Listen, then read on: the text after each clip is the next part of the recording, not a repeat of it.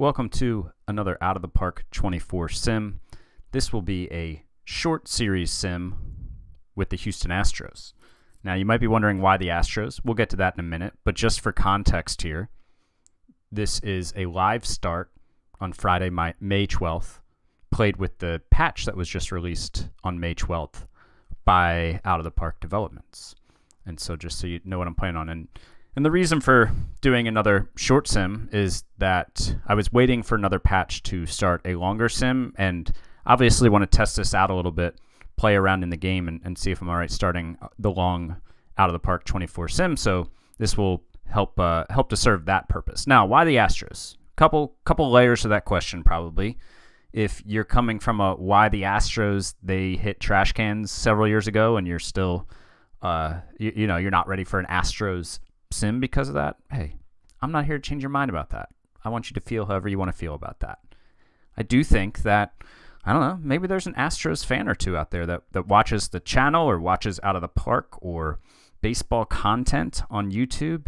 And I don't think there have been a lot of Astros sims out there since the whole trash can stuff went down. And so it's not those people's fault. It's really not a lot of people's fault that are left in Houston. Certainly some of the players are still there. But a lot of the people are gone. And while I'm not saying anybody needs to be okay with what happened, I'm saying I'm not here to change your mind about it. I think they're an interesting team to do a sim with right now. And this is for if there's an Astros fan or two out there and they're wanting somebody to pick up their team and do a fun little sim with them. So why do I find the Astros interesting? Well, I think any team that fires was it a fire or like it didn't bring back their general manager after they win the World Series? That's kind of interesting to start with. But they've had some injuries here early in the season, and they're in a division that's pretty competitive, in an AL that is really competitive this season. And I'm interested to see what happens with the Astros, since they've generally been like kind of the standard in MLB. I guess, you could say them and the Dodgers over the last several years. So they've had quite a few injuries. Justin Verlander left via free agency, and now they've had you could say they went in, I'd say, with probably 6 starting pitchers on their roster that they saw as potential starters on their opening day roster. That might not be totally right, but 3 of those guys are now hurt. So they've also been without Jose Altuve for the whole season. Michael Brantley is out.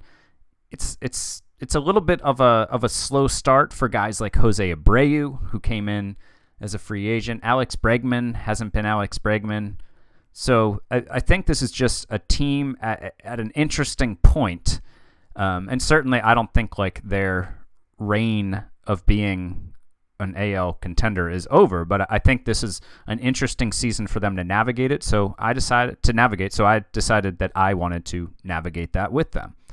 So getting into the team and those injuries, you can see I'm going to change the length of some of these injuries because Out of the Park hasn't updated it. I think Garcia's out for the year. He's having Tommy John. McCullers, last I saw on him was like early June. Urquidy, I think, is like all-star break.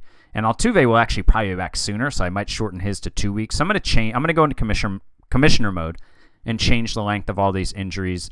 Last I saw on Brantley, he was reporting back to Houston because his shoulder was sore. And they were like, oh, well, it's because he's played a lot. But he also was reporting back to Houston because his shoulder was sore after the surgery, which he had surgery on, I guess, what was it, last year? So maybe I'll change that one too. Maybe I'll look up information on what's going on with him because that was earlier this week from when I'm recording this. So I'm going to change the length of all these injuries to be more realistic or more accurate, I guess I should say. And it's going to make things harder from the pitching side. Getting Altuve back sooner than these 4 weeks would be nice. But none of these pitchers are coming back too soon. Garcia's not coming back at all this year. So let's get into like what our pitching looks like, go over the roster a little bit. The general disclaimer I always give when I go through and talk about these players. So if you're an Astros fan, or maybe like, maybe you're Hector Neris's niece or something, or Hunter Brown's cousin, I'm just talking about these players as they're rated Out of the Park, for the most part. I'm not talking about how I would rate them as players in real-life MLB. So just that general disclaimer. So we've still got Valdez, Javier, and Brown in the rotation. I think when I mentioned they had 6 starting pitchers, that they probably hope to get most of their starts from those 6 guys, which, probably actually that's not realistic. No team thinks that they're going to only need 6 starting pitchers all year. But these 3 guys plus the 3 pitchers on the IL were kind of like, I think, the plan for the rotation, right? And then, so we're happy here. The one thing that does concern me is Christian Javier with a 50 movement and extreme fly ball in Houston's ballpark, which does elevate home runs a bit. That's concerning and out of the parkland. He just signed a contract extension not too long ago, 5 years, $62 million.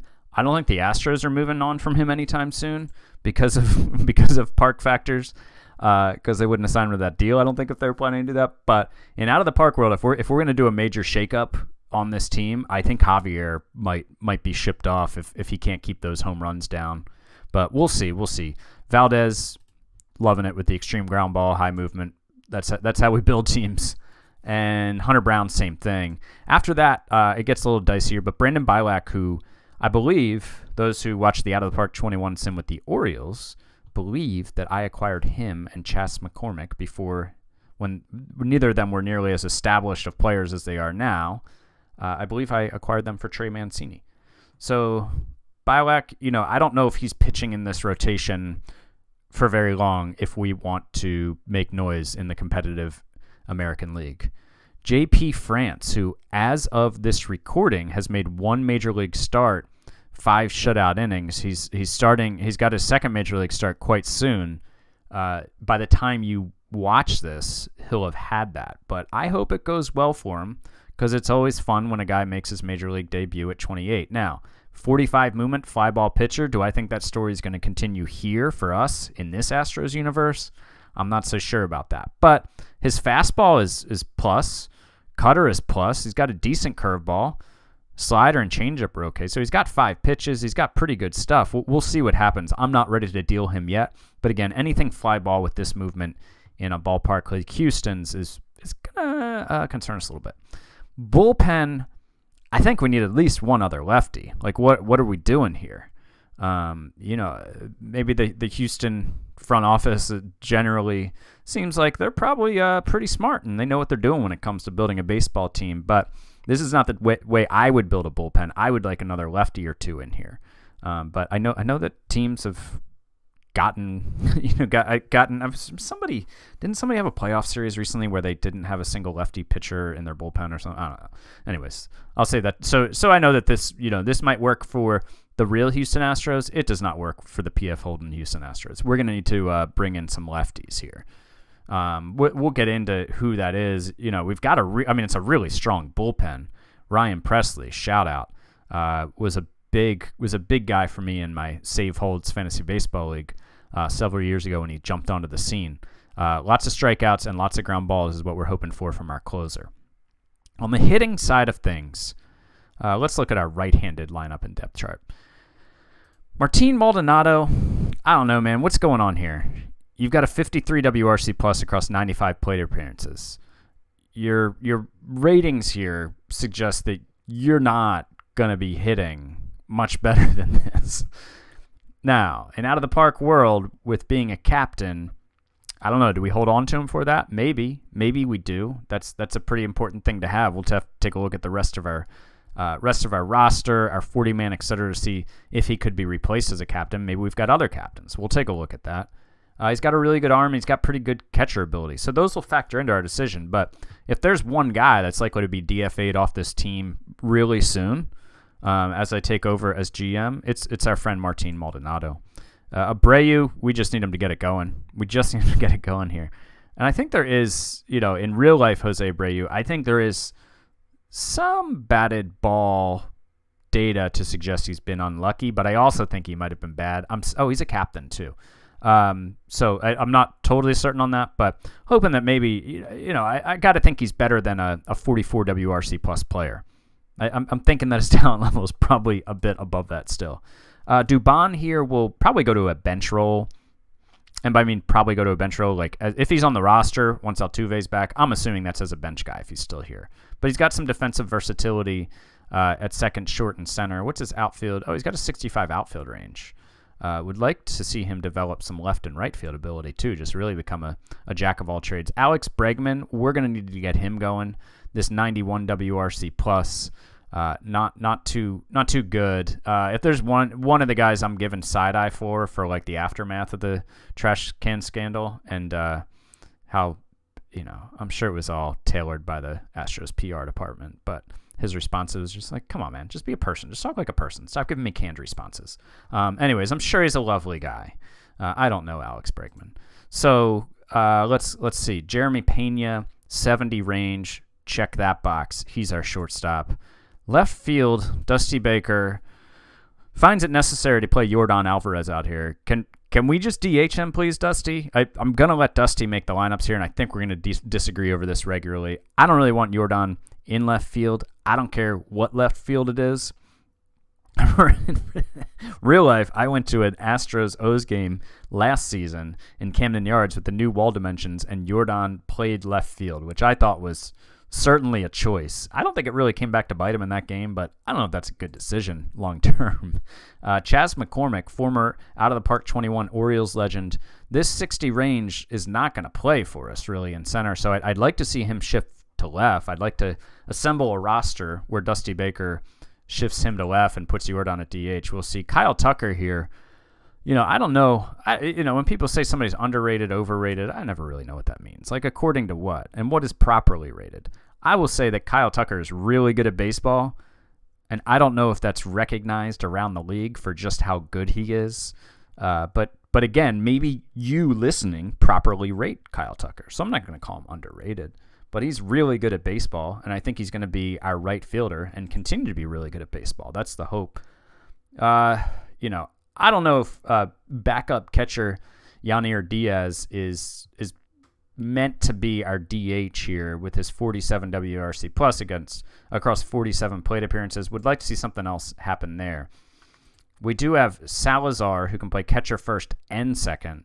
So we have 3 catchers on the roster if we did DFA Martin Maldonado. We wouldn't necessarily have to bring up another catcher. We've also got David Hensley, who has been, performed pretty poorly as a utility guy across 78 plate appearances.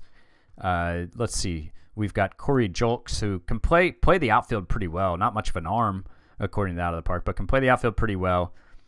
I'm interested to see what he can do if he can get a little better offensive numbers here. Maybe he can take advantage of the home run friendly confines out in left field in the Crawford box and hit some bombs for us with that 55 power. Let's see. I think the only other guy we haven't talked about here is Jake Myers, who is another very solid glove outfielder. And, in real life, Dusty Baker has been giving him more time than out of the park Dusty Baker plans to, apparently. There's really not many changes here in lefty. All the starters are the same. They just changed some of the backups against lefties and some of the lineup order. But the depth chart is the same in terms of the starter. So that's the team. And then to quickly look at the personnel and front office, we'll leave Dusty around for now, but I can tell already we're going to butt heads over lineup decisions just based off of what he has now. But, I think that's to be expected for a guy who last year in real life, I don't know how often he batted Yuli Gurriel second. It was often enough that I noticed it a couple times. I don't check the Astros lineup every day, but I think we're probably going to disagree on lineups, which is fine. We can disagree. Dana and I will try to talk to him, feed him the data, give him the reasons, but ultimately Dusty's going to be responsible for making the decisions. Most important, I'm going to focus on pitching coach here. Josh Miller, who I'm sure the Astros think is better than decent at teaching pitching and poor at all these things, else he wouldn't be their pitching coach in real life. That's not going to work for us here. We're going to have to fire Josh Miller. And I'm sorry, Josh. I'm sure you're a much better pitching coach than this in real life, but it's not going to work for us. Troy Snitker, good at teaching hitting. These are good, decent. His relationships are really good, with the team, so I think maybe that will save him for now, but we're going to be keeping an eye on Abreu's start, Alex Bregman, etc. We might need to make a change at pitching coach. But we'll leave that alone for now. I think I looked through this quickly, and John Kavalik seems like a decent option to call up to move up as our pitching coach from AA from Corpus Christi. Shout out Corpus Christi. He's excellent relationships really good relationships with a lot of our better players or better pitchers, like Javier, Valdez, Brown, and I don't know why, but a lot of the free agent pitching coaches out there when I was looking have poor relationships with many of our starting pitchers. So that's a major plus for him. He's excellent at teaching pitching. He's good enough at some of this other stuff. I think that's the move here. So let's just go ahead and make it now. We're going to have to fire Josh Miller. Thank you for your service, Josh. But moving on to John Kovalik, who we're going to promote from Corpus Christi. Surprise, it's May 12th, and you're coming up to the big leagues, sir. Pitching coach in Houston. We'll figure out the Double-A job here at some point. Or maybe I'll just let Dana Brown handle that. Minor league is, we're not looking like we're going to get a lot of help from the minor leagues right now, I don't think. I think Corey Lee is an interesting name given the fact that we might move on from Martin Maldonado. This is a first-round pick, I think, in 2019, 32nd overall. He's in AAA, sorry. But the catcher ability doesn't thrill me, but, maybe I can get over that. It doesn't seem like he's great in the room, but we've got some veterans. We can deal with that. He can play some first base, some third base. Maybe I should be giving him some more third base time down there to get his experience all the way up, although he's only going to be a 40 because he's got this 50 arm. That's not great. But I could see him being like a third or second baseman, like in a pinch, like emergency second or third baseman. But I don't know if I want to spend time if he's going to be down, I might as well start him there if he's going to be down in the minors. So just to give a little more options when he comes up. But then like Dusty Baker's probably going to make him my starting second baseman or something with a terrible glove. So we've got Camilo Diaz, who is 17 years old and the 34th best prospect in baseball here. According to Out of the Park, he was signed by the Astros as an international free agent in January of this year. We've also got Drew Gilbert here. Drew Gilbert is in Double-A.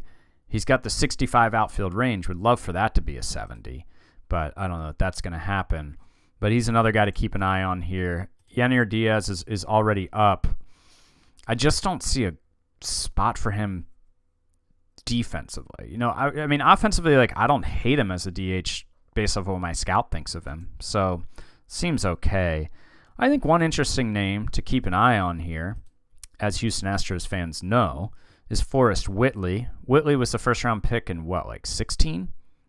Yeah, 2016, 17th overall. And I think he's had, a suspension for something. I don't think it was steroids. I think it was do they call them drugs of abuse in baseball? And if I've got that wrong, sorry. I'm not totally sure. Not trying to besmirch his name or anything, but he did have a suspension for something around substances, and I don't recall the details. And then I think he had Tommy John or something. He missed a ton of baseball. You can see how few of games he's appeared in each season, and some gaps, a gap from 19 to 22 related, I guess, probably to the injuries and to the pandemic, I assume. So it would be interesting to see if he could work his way into the mix. That control might not work, but maybe we've got a bullpen arm here. Maybe his stuff would play up a little bit, and he's got some really great pitches. Maybe he could come up and pitch in our bullpen at some point. That would be a nice story for Forrest. I think this guy is a guy. I think he's a guy, but I think he's a guy for the Astros. But that extreme fly ball, 50 potential movement, I don't know if that's going to play for us. So maybe Spencer Arrighetti will be trade bait for us, but we'll see. So that's the basic gist of the team. Let's go ahead forward a little bit here. I'm going to update those injuries, and then I think just sim a couple weeks before we make any moves just to get a feel. And then we'll go from there and see what we can do with the 2023 Houston Astros. It's now June 5th. The Astros are 31-28, so we've played a little above 500 ball since taking over. We've made a few small roster moves. We've lost Yordan Alvarez for 5 or 6 weeks. I think he's got about a month left now, so pretty brutal injury to have with the injuries we were already experiencing. Let me show you the transaction log first to show you just the moves we made. We'll go back to May here.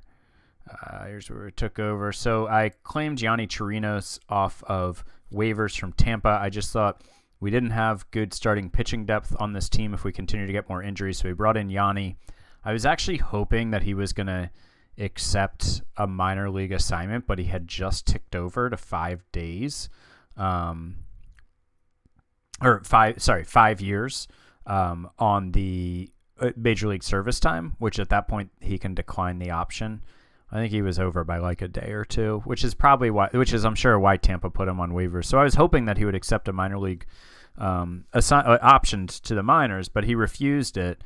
And I did want to keep him around, so I optioned Ryan Stanek, who is a really good pitcher, but the Houston bullpen's really strong, and he was somebody who had option years left who was willing to go to the minors. I like having this kind of depth. I don't mind having guys who are perfectly capable major league players in my minors for when injuries happen. Stanek is a guy I'd like to get back up, but right now he's in the minors, and he's not happy about it, but as he shouldn't be. He's a major league pitcher, but he's down there for now. But he's first guy up if we have an injury. I did put Michael Brantley out on a rehab assignment, and then in the time since I recorded the first part of this video, it actually came out that he's out indefinitely because I don't know if it's a setback or what happened. He was having some soreness in his shoulder. So I think I put him out like another 3 to 4 weeks, and he's almost back now. So 5 days left. I'm not going to push it out any further because I'm just playing forward now. Maybe he's going to be back soon for Houston. Maybe he's not going to play this year. Who knows? But he'll be back for me. It's June 5th, so he'll go out on a rehab assignment around June. So he'll be back like middle of June, probably around June 15th or so. We claimed Tom Murphy off of waivers from Seattle. As you remember, Martin Maldonado, I just didn't think was going to cut it. And well, I don't think Murphy is like a huge upgrade. I think he's a tiny bit of an upgrade. And he's also a leader, got good catchability, but a little bit of a better hitter, even if that hasn't like played out that way yet in his very small sample of 20 plate appearances for us. So then, where do we go? So Altuve went on a rehab assignment. He's actually now back up. He's played 6 games, which is huge. Yordan Alvarez, he's out. He went out on the 27th. He's back in 4 weeks, so he's back early July, and then he'll need a rehab assignment. So, probably looking at like second week of July before we get Yordan Alvarez back, which sucks. I think is probably the best way to put that. Altuve came up. We traded Maldonado. We retained 80% of his $4 million salary. The Rays really wanted him as a backup catcher. And they also wanted this minor league pitcher who, I guess it would always worry me if the Rays came shopping for, he said like, hey, can you just throw in this one random low-level reliever? If in real life, man, that's worrying me if the Rays, I'm like, what am I missing here? But this is out of the park. I don't think the Rays have outsmarted me, but they gave me Taylor Walls, which I think is a good return. I think he's a solid utility player. I think he can jump up and start if you need him to. He's not going to get a ton of playing time for us behind Altuve, Pena, and Bregman, but I think that was a good trade to make. I think we basically, instead of DFAing Maldonado and then releasing him, we got Taylor Walls back for him by retaining, and we also got rid of 20% of his salary, right? So. And we also gave up Casteller, who maybe is going to become a star for the Rays, but we'll see. And then we go to June, and not much has happened. I claimed Austin Pruitt off of waivers. This is just like the Chirinos thing. Starting pitching depth in the organization, established starting pitching depth in the organization. Didn't feel like we had enough of that. And he had an option year left. He didn't have the 5 years of Major League service time, so he couldn't decline. He couldn't refuse to be demoted. Lance McCullers just went out on rehab. He's made 1 start and pitched well. He hasn't. I'll probably let him make like 3 starts down there. He hasn't pitched yet this season, so I think generally when it's like multi-month injury like McCullers, I like to get at least 2 or 3 rehab starts. So I think we'll go 3 for Lance. Going to the team. You can see here that Tucker's been a beast. Bregman's picked it up. Altuve's been good. After that, everybody's been below league average, but some other guys who have been decent. Pena, Diaz, our DH, has been decent. McCormick, Dubon has been fine. And, Salazar doesn't play too much. We don't have a lot of left-handed bats on the bench now. I mean, we've got we don't have a ton of left-handed bats on the team, I guess I should say. Tucker and Salazar are the only 2, and then Walls is a switch hitter. Of course, once Brantley and Yordan are back, that's a different story. So do we want to make a trade? I don't know. I did try to bring in a center fielder because remember I would like a 70-range center fielder. I approached some different clubs about like kind of subpar players who have that 70 range. I think it's the Brewers who have Albert Almora Jr. And I offered them like a mid-level pitching prospect. I thought a decent trade, and they came back and said, actually, the only guy we will accept for Albert Almora Jr. is Kyle Tucker. So those discussions ended quickly, and I've had similar experience looking at other 70-range center fielders. So we're going to have to wait until we get closer to the trade deadline to maybe figure something out there. But, assuming Yordan comes back and DHs and Brantley's in left, I think McCormick probably slides to center at that time, but that's a pretty good lineup at that point. Considering there's no decent trade out there right now, and considering we're doing okay and we've got reinforcements hopefully coming, I'm not in a panic move to make a trade yet, but certainly getting a better center fielder is a priority this trade deadline for us. And that's assuming we're healthy. We might have other needs too. Pitching side of things, Javier Valdez, they've both been really good. JP France has made, this is showing all levels. Oh, I was like, why is his, let's just show Major League here, guys. JP France has now made 6 starts for us. Hunter Brown's made 11 starts and been pretty decent, around league average with the ERA and FIP. Would like to see him pitch a little bit better, but hey, he's coming along. Brandon Bilek, he's been fine. He's been okay, numbers-wise. ERA and FIP aren't great, but he's not going to kill you as a 5th starter. He's not going to kill you. Bullpen's been good. Basically everybody except Montero has been really good. So that's another reason why Stanek hasn't been back up. I, of course, would like to bring in another lefty to accompany Matt Gage here, but that hasn't happened yet. I think that could come soon with another tweak. Now, standings, you will see that we are 4.5 back of the Rangers, and in the wild card, we are now in the last wild card spot. We just took 3 out of 4 from the Angels, which was a pretty big series. We took 3 out of 4 from them, and that has us now in the last wild card spot. The Rangers looking like they're going to be tough to catch, but we can do it. Their run differential is plus 116, so they're 5 games below their Pythagorean win total of 40-18. So they, hopefully they don't get too much better fortune here and pull away. But we're going to Toronto for a series at Rogers, and then we will, I think, come back home. Oh no, then we've got Cleveland, and then we come back home for a long homestand against Nats, Reds, and Mets, and then we go out west for just one series, and then come back to St. Louis. Gotcha. Okay, fair enough. So that's, I guess, a travel day in each side. That's pretty cool. So that's where the team's at. I think next I'll go kind of into July probably, and try to get another left-handed reliever. I think I'll hold off on bringing on a left-handed bench bat because we've got reinforcements coming soon, but maybe I should.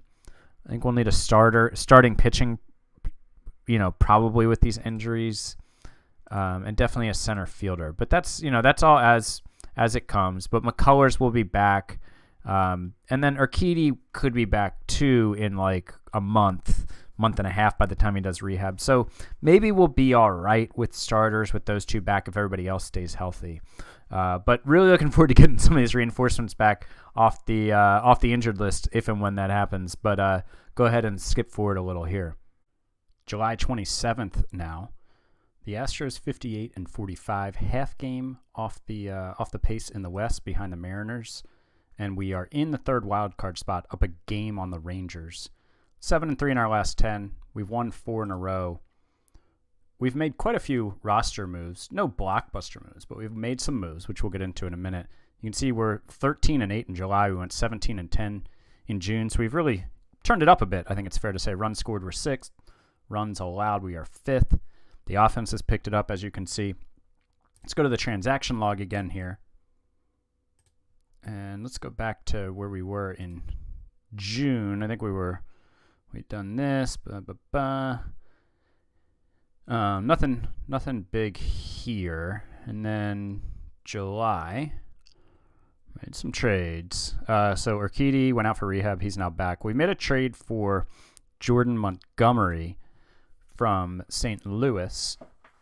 And he's a free agent after the year. I like that. He's only made 2 starts for us so far. We traded for him on July 8th. It's now July 27th. We had the All-Star break in there.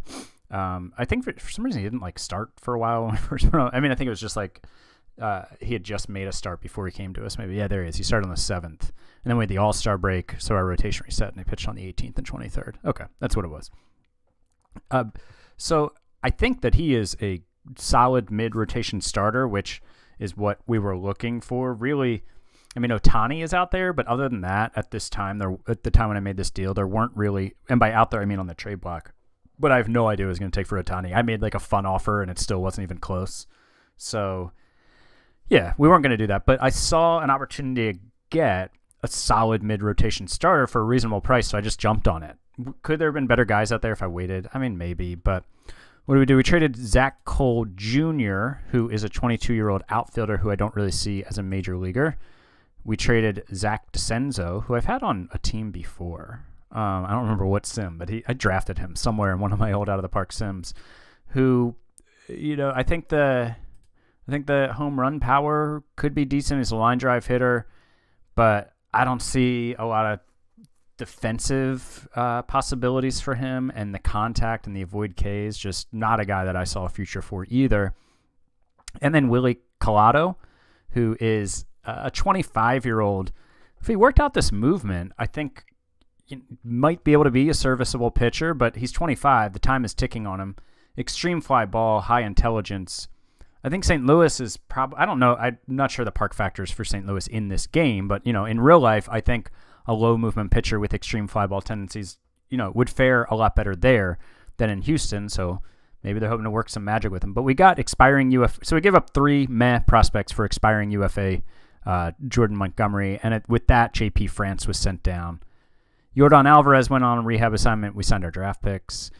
Chas McCormick went out. He fractured his foot. He went out on the 14th of July. He's still out another 2 weeks. I think it was a 1-month injury. So not the end of the world for having to miss a month. He really has been underperforming this year big time. And honestly, a guy that I would consider trading at the deadline, because there's been a lot of trade interest in him. When I send offers and then the next day I hear back from the other team, they're like, well, no, but if you include these players, and Chas McCormick is always one of them. What happened next? We called up Dearden when that happened, just for how many days? For 4 days. Who's ripping it up in AAA. I don't think he even got into a game. Oh, he pinch hit. He got into 3 games, 4 at bats, didn't do anything. The Rockies have been very interested in him in a trade. We'll get to that. I don't know if I want to deal him. And so then Yordan came back on July 19th. We then made a couple more trades just yesterday. We needed a left-hander reliever, so we got Matt Moore, who's another guy on an expiring deal, but love the high movement, love the fastball, the knuckle curve's good. He was having a very good season FIP-wise, not as good ERA-wise in LA. And we just decided to go for it. I traded him for, I didn't love giving up, but basically I just saw this as a righty for a lefty trade. Sean Dubin is a pretty decent-looking pitcher, and he was in AAA for us. It looks like for some reason the Angels have him starting in high A. His stuff plays up to a 70 as a reliever. So I guess he was going back and forth between starting and relieving in AAA, but he had a 6.51 ERA. The Sierra was way lower. FIP and ERA were both mid-6. The home run rate, I guess, probably would regress over time. But he's 27, and again, if he was a lefty, he probably would have been on my team. But I just needed a righty for a lefty swap, and he was someone who the Angels were interested in, so we went ahead and did it. We then had Urquidy coming back up, and this led to another trade that I wasn't necessarily planning on, but I needed to make room. So I needed to make room, so I DFA'd Yanni Chirinos to make room for Matt Moore, was that move. So then I needed to make room for Urquidy, and I didn't really have a player to option that I wanted to get rid of. And so what I ended up doing, I think I'm remembering this a little out of order. I did this earlier and I'm not remembering right. But basically, all these moves, I just ended up trading for Enrique Hernandez without really meaning to, because I needed to trade a pitcher. And that pitcher was Rafael Montero, because he just wasn't performing well. And the Red Sox were willing to take on 75% of his contract, which I was perfectly happy with. We also gave up a minor league pitcher who I don't think is going to amount to a major leaguer. But we got Enrique Hernandez, who maybe we didn't necessarily need, but he can play all over the field.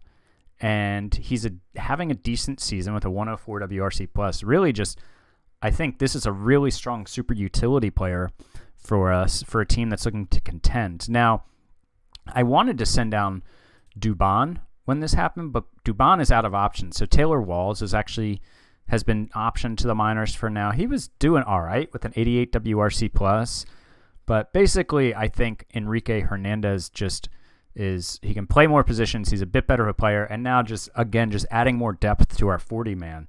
Having Walls as like a first guy up if there's an injury, I think is a pretty solid situation to be in. So let's look at these lineups. We are on AAA. I don't like how that defaults to that this year, by the way, side note.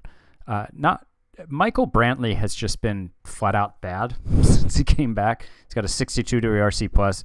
You can see he's DHing and batting second against righties, but he's actually not playing against lefties now. Enrique Hernandez is in there. Dubon is fine. Murphy's been all right. Oh, I forgot about this. I don't think this has happened last time I recorded. Maybe it had.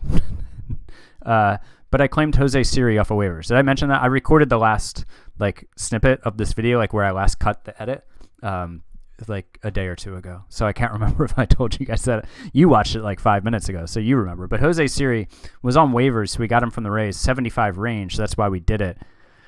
I think we could still look for a center fielder if there's a marquee one out there. He hasn't been hitting. He was really hitting for the Rays, which it's mysterious why they would have DFA'd him and put him on waivers. But there he was. We got him. He hasn't been good for us, but he's a good glove. So you can see Jose Abreu has picked it up for sure. Bregman, Tucker. We need Jordan healthy. Altuve's been a star since he's been back doing Altuve things.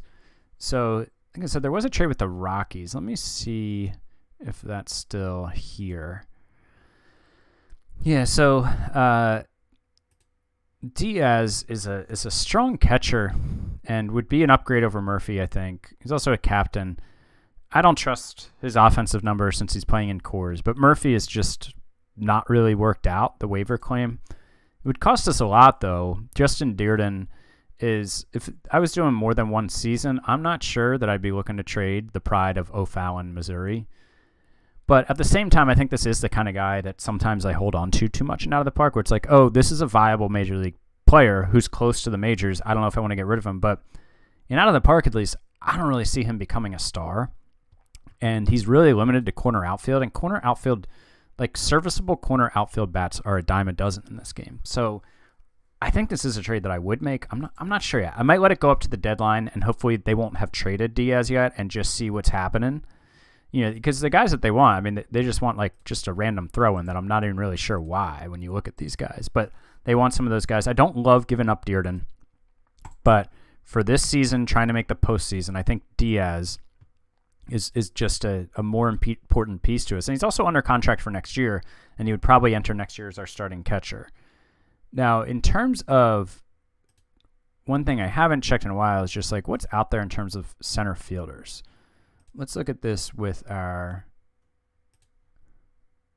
See, there's no guy with above a 60 on the trade block. Now, I could go fishing for one for sure, but there's not a fix immediately out there for the series situation in center field.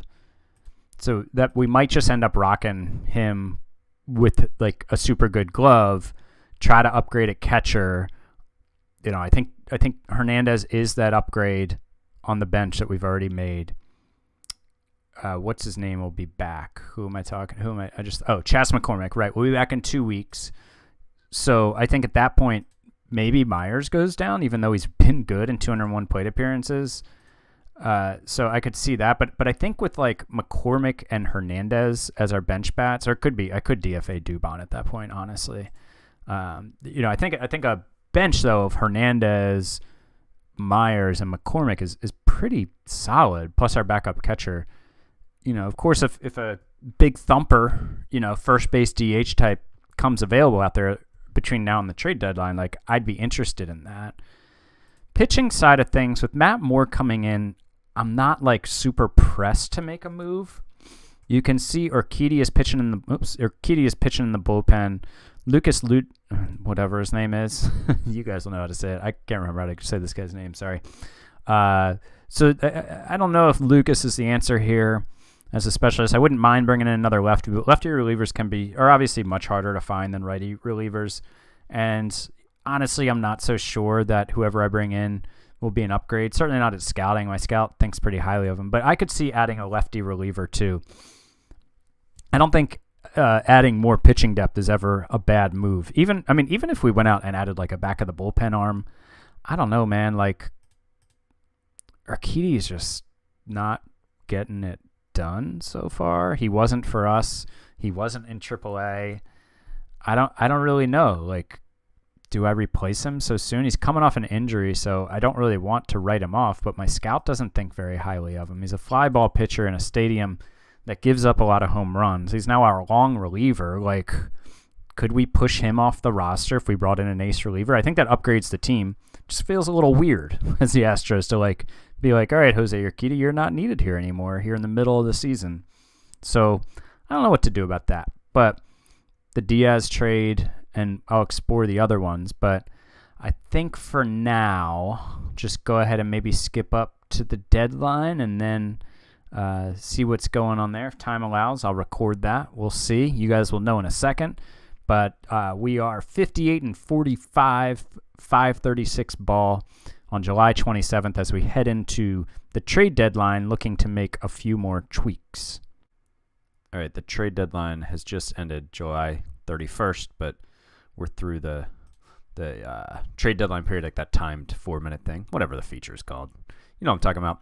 Anyways, the Minnesota Twins were looking to get rid of Jorge Lopez, all-star reliever, who is having a really good season, 1.77 ERA, a 2.4 FIP, and I'm pretty happy with this deal. I think it just makes our bullpen that much better. Cesar Salazar, which is tough to say a few times fast. Cesar Salazar. It's actually kind of fun to say fast. I don't know. Like it seems like a decent bat, okay catcher, but not a guy that I was gonna nix a deal for an all-star reliever for.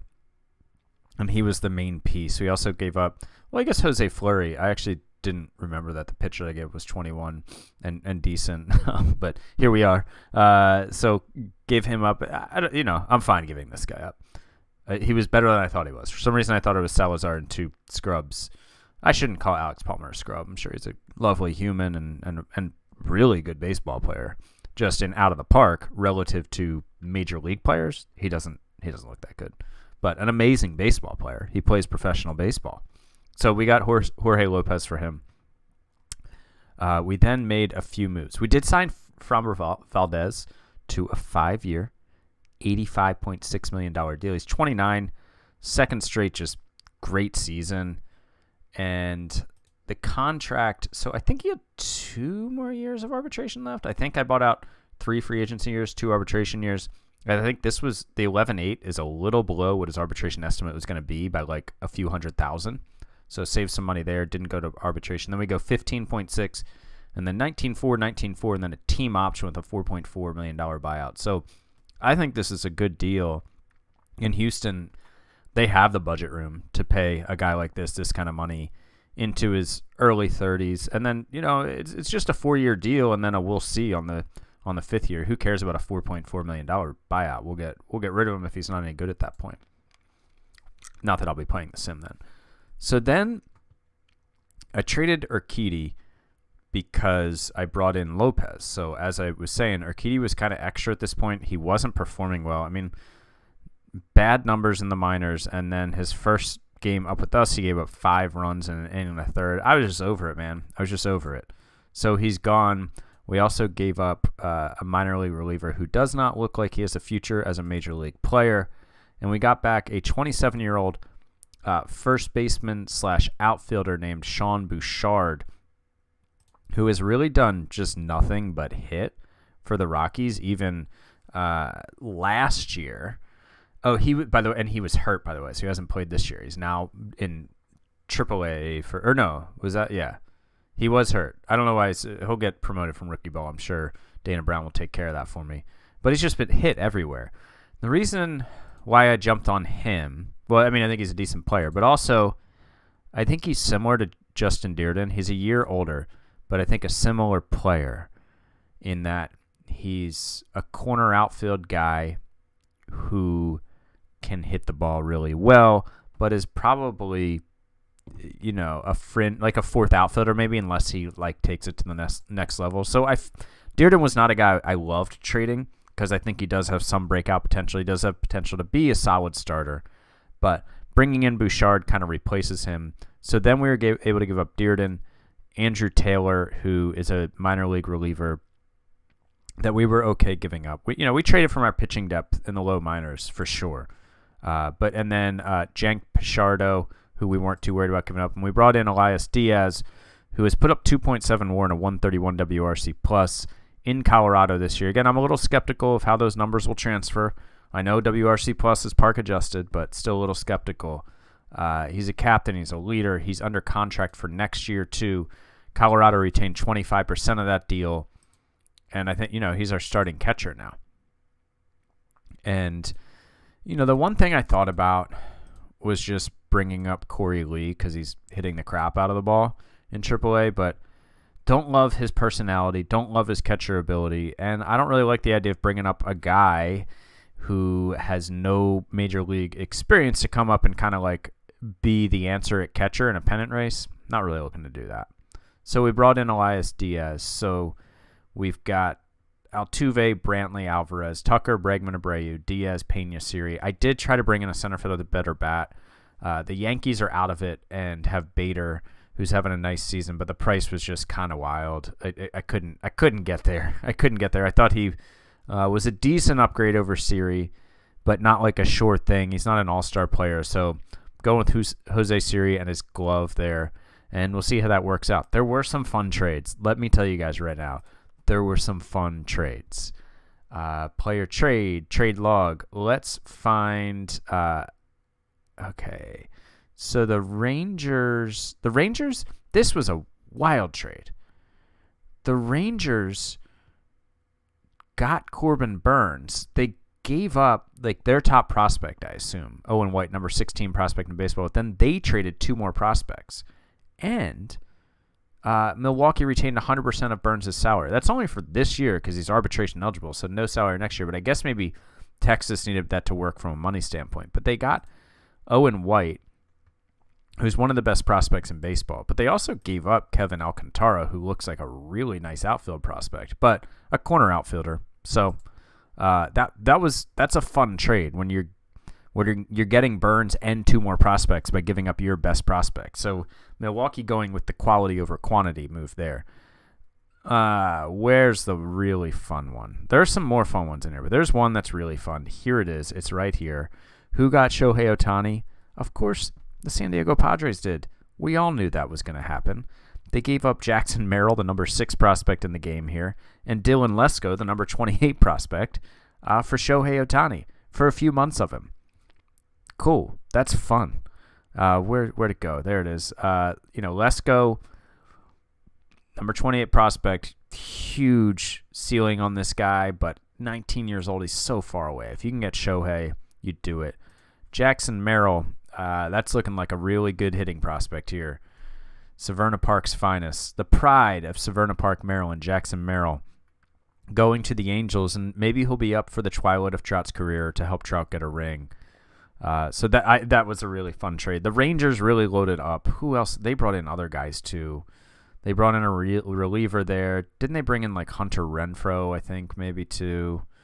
So yeah, they brought in Hunter Renfroe. So a lot of trades for the Rangers, and they're loading up, which is fun because they're 3 games out of the division. They're a game and a half out of the last wild card. If you're wondering what the Padres are doing, I mean, they've got a wild card berth all but locked up. They're trying to catch the Dodgers. They're only a game back, and they're 2 games in the loss column. But that's pretty fun, the Padres getting Ohtani. and he's going to bat leadoff. Then you got Bogart, Soto, Tatis. Ooh, Carpenter is in the 5 hole, and then Manny. And then you got Ohtani, Snell, Musgrove, and then Lugo. And Michael Lorenzen, is he on them in real life? No, they got him from Detroit. Got it. They have Liam Hendricks they traded for from the White Sox. So the Padres are going all in again. Who's this guy they gave up? I don't really know him. So we're now July 31st. This is the team that we're going to try to make the postseason with. We're in the driver's seat here. We're 8-2 in our last 10. We've made the bullpen better. We'd previously made the rotation better. Matt Moore and Jorge Lopez just make this rotation or bullpen a lot deeper. We've got a better catcher. I think we've got a strong bench. Lucas Ludige, that's what we're going with. Lucas, I think, could be replaced here because there are a million guys on the waiver wire because of all the trades. I haven't looked at the batters. Any good batters out there? Kevin Pillar. I always want to say PR because of Jonathan VR. Pilar. We have Tom Murphy on the waiver wire. Oh, they put Salazar on the waiver wire already? Okay, that's an interesting choice. But fair enough. Whatever floats your boat. AJ Pollock is out there. But I think what I'm going to do is get a reliever in here. There are a few good lefties. One is Drew Pomeranz, who's having a really rough season. Making $8 million. I don't think your owner, I don't have the budget room for him, but I don't think your owner blocks like a waiver wire move that I recall. Joey Rodriguez is a guy who I brought in my Brewer sim, and actually I think I'm probably just going to bring him in. He makes way less money. He's arbitration eligible, so I could bring him back next year. He is having a decent year, yeah. 1.85 FIP. Let's go ahead and claim him. Oh, I can't afford the player, so never mind. Forget what I said. Your owner does block it, and he's blocking me from doing that, and I can't do anything about it because there's no way to unload salary. So that's a done deal. We'll go ahead and advance to the next month here, set us up for August and September, but that's the team. I'm feeling good about it. I would have loved to have brought in like a superstar impact player, Shohei Ohtani level superstar. Oh, Altuve got batter of the month, and Presley got pitcher of the month. Good job, everybody. Way to go. What did Altuve do? Altuve hit .391, 4 home runs, drove in 25, and scored 19 runs.